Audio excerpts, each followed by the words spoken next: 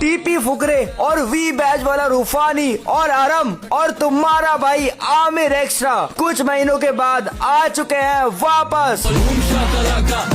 वैसे दोस्तों आपको तो पता ही है, हम चारों जब भी एक साथ आते हैं तब कुछ ना कुछ खतरनाक सीन हो ही जाता है। क्या? तो ये बात कल की है, हम चारों CS रैंक खेल रहे थे और हमारे साथ देखो क्या हुआ। चलो भाई।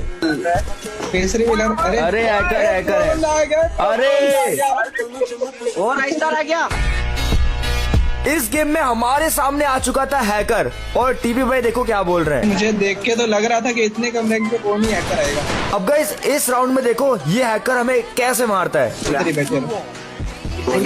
हैकर के वन टैप मारूंगा। सामने वाला हैकर तो राउंड स्टार्ट होते ही मार दे रहा है भाई।